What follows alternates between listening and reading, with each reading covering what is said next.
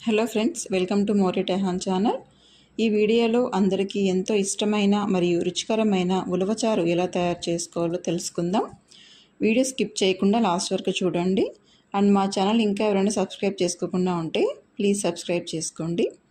ఉలవచారు అనేది రక్తహీనత, అధిక బరువు, కిడ్నీ సమస్యలు, డయాబెటీస్, మలబద్ధకం ఉన్నవారికి ఎంతో మంచిది. ఇప్పుడు ఉలవచారు తయారీకి కావాల్సిన పదార్థాలు ఏంటో చూద్దాం. ఉలవలు, చింతపండు, రసం పొడి, ఉప్పు, యాలకలు, లవంగాలు, దాల్చిన చెక్క, వెల్లుల్లి రెబ్బలు, ఎండుమిర్చి, కరివేపాకు, నూనె, ఆవాలు, జీలకర్ర. రసం పొడి ఇంట్లోనే కొట్టుకునేదండి. అందులో మిరియాలు, జీలకర్ర, ఎండుమిరపకాయలు, మెంతులు, ధనియాలు కొద్దిగా వేపుకొని మిక్సీ పట్టించి పెట్టుకున్నాం. దాన్నే మనం రసం పొడిగా ఇక్కడ యూస్ చేసుకున్నాము.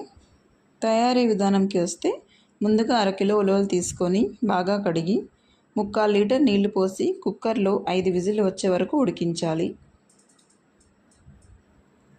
స్టీమ్ పోయాక ఉడికించిన నీటిని ఒక గిన్నెలోకి వంపుకొని పెట్టుకోవాలి.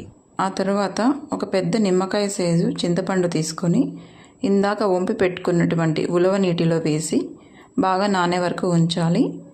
చింతపండు బాగా నానిన తర్వాత బాగా మెత్తగా నలిపేసి గుజ్జును తీసి బయటపడేయాలి. తర్వాత రసం చిక్కదనాన్ని బట్టి ఇందాక ఉడికించి పెట్టుకున్న ఉలవలు తీసుకొని మిక్సీ జార్ పట్టించి బాగా మెత్తగా మిక్సీ అయినటువంటి ఉలవ పిండిని ఆ నీళ్ళల్లో వేసి బాగా కలియబెట్టాలి.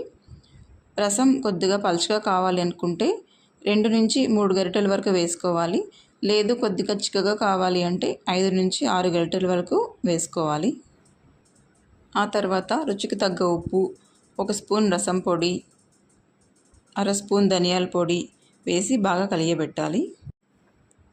ఆ తర్వాత స్టవ్ మీద ఒక కడాయి పెట్టుకొని అందులో 3 స్పూన్ల నూనె వేసి అందులో ఆవాలు, జీలకర్ర వేసి ఆవాలు చిటపటలాడిన తర్వాత 2 యాలకులు, 2 లవంగాలు, ఒక చిన్న ముక్క దాల్చిన చెక్క, 2 ఎండుమిరపకాయలు, 5-6 వెల్లుల్లి రెబ్బలు, కొద్దిగా కరివేపాకు వేసి అన్నీ బాగా వేగే వరకు వేపుకోవాలి. అన్నీ వేగిన తర్వాత ఇందాక రెడీ చేసి పెట్టుకున్నటువంటి రసంని స్టవ్ మీద పెట్టి అందులో ఈ పోపు మొత్తం వేసేయాలి.